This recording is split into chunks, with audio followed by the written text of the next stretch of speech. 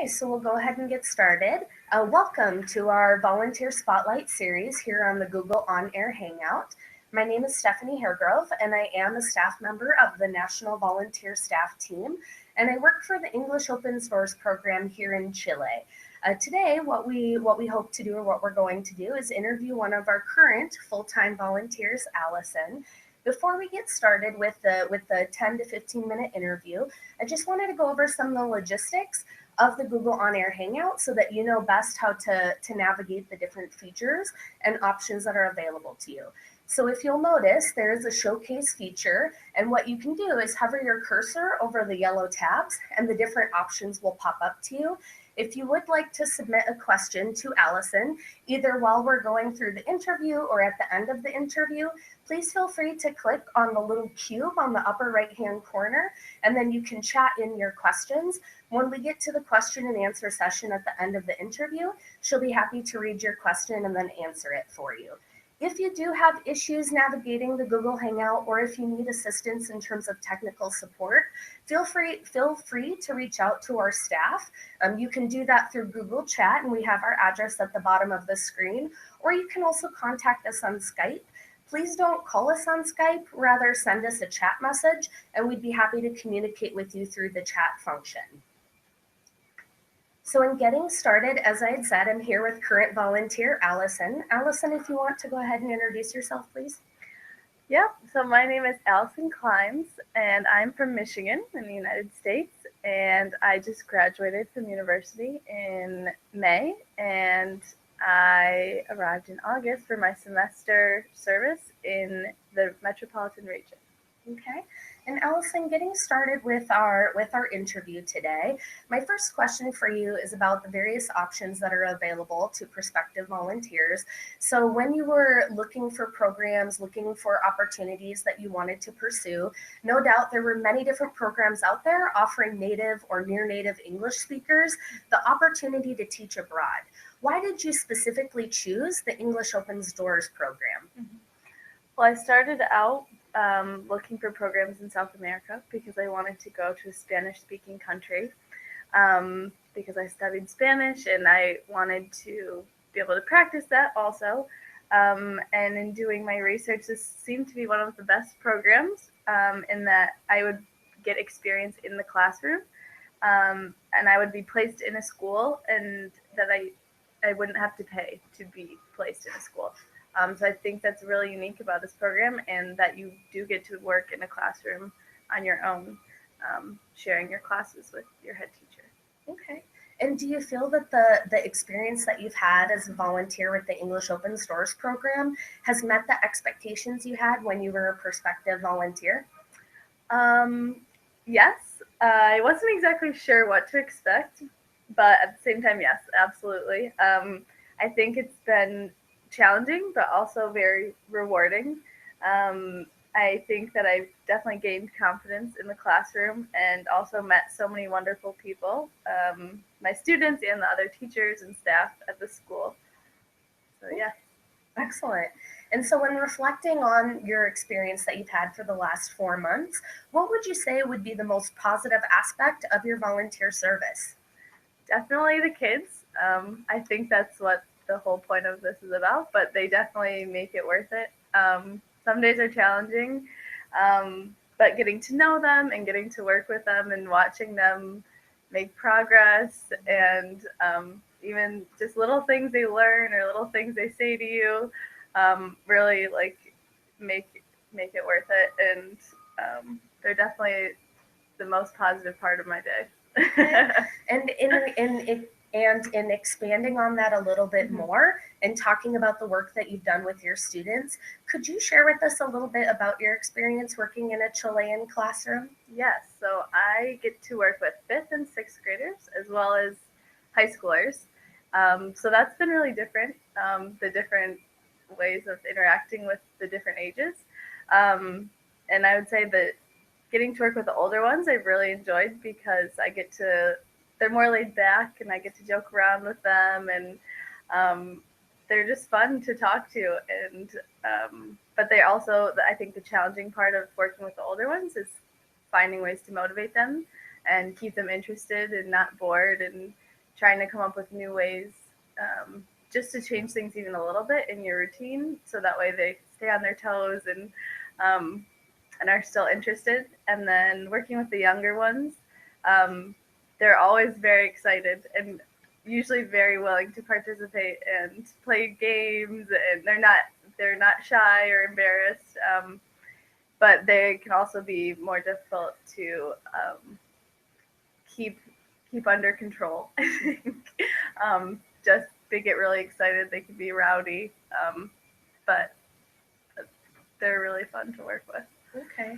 And so in kind of thinking about our viewers out there who are currently watching this conversation, what advice would you have for those prospective volunteers pertaining to the teaching aspect of this volunteer experience? I think I would say that it's important to be aware that like the classroom might be different than what you're used to at home. So I think that took me a little while to get used to, just the classroom culture and learning how they interact with each other and with other teachers. And then also knowing that it's a lot of work, but it's a really unique experience, and that you do get to work with them on your own, and you get to plan lessons and do lessons with them. And it's a lot of work, but it's definitely worth it, and it's definitely rewarding. Okay. And so in kind of taking us out of the classroom context and talking more about integrating into, the Chilean culture and with a host family, can you talk to us a little bit about your experience with that, with your host family? Yes. I think I've been very lucky with my host family. I have 3 sisters, and so I feel like I'm one of them, or I get treated like one of the daughters.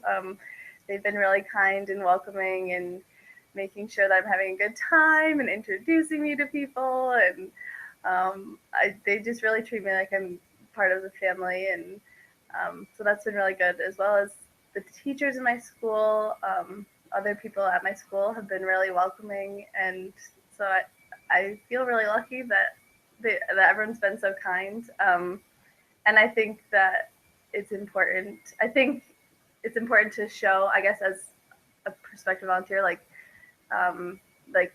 you're grateful, I suppose, for their kindness, and just trying to be really kind back and friendly and talking to people, because the people are what make the experience, I think, so worth it. And so being kind and grateful for their help.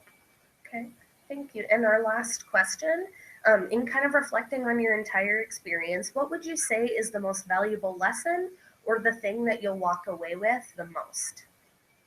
I think the most valuable moments I've had are, again, with the kids in the classroom, seeing them make progress, or just like the littlest things, like when they can put together like a dialogue of different questions you've been learning over a couple weeks, and like watching them say it is the coolest thing. Or just watching them remember some slang you taught them as they walk out the door, or when you see them in the hallway.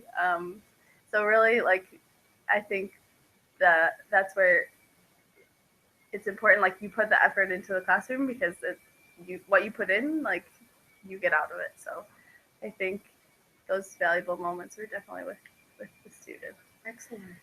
So Alison, those are the structured questions that I had for you. Now we're going to open it up to the participants, to those who are watching our Google Hangout right now.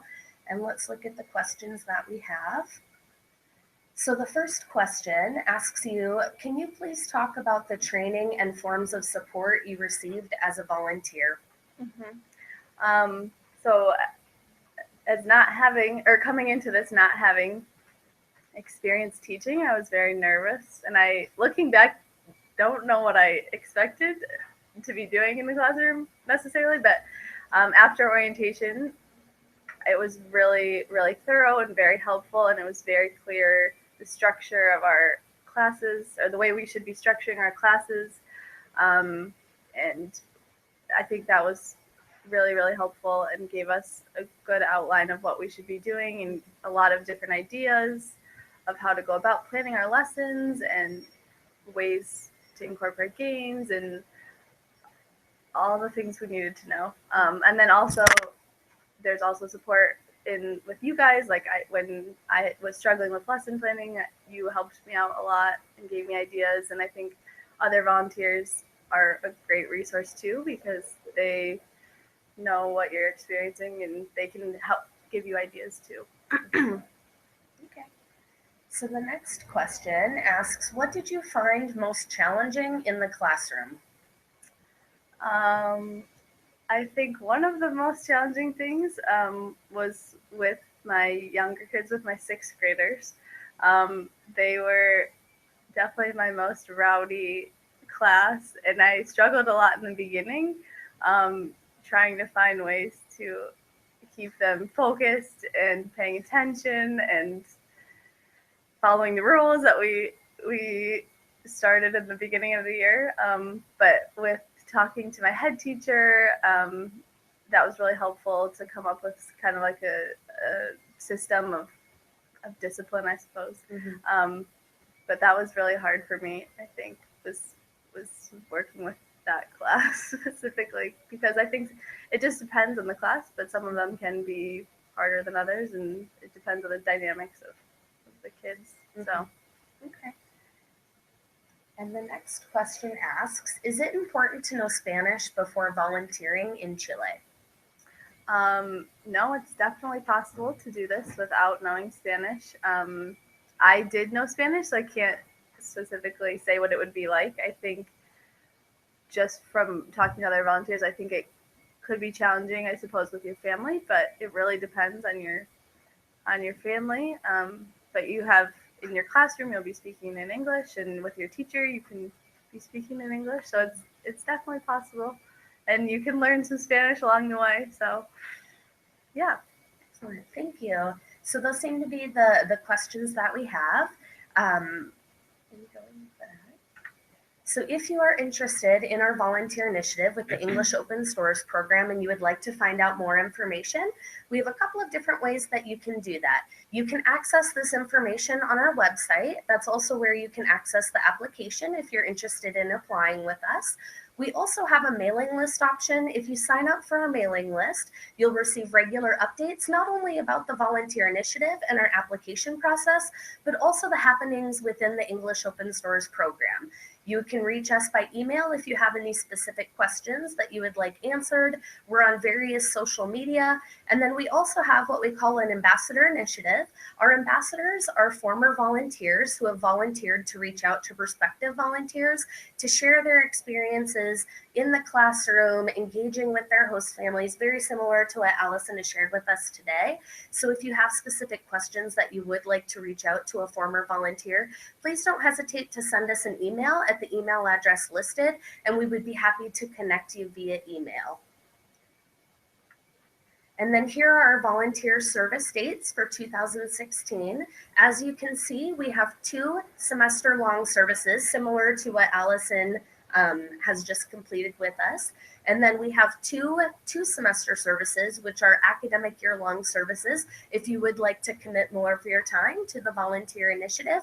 For more information about the service options available, again, please check out our website. Before we hang up today, I would like to extend a very sincere thank you to Alison for your time and for interviewing with us today and sharing a bit about your experience. And thank you to our viewers for sharing in this volunteer spotlight series.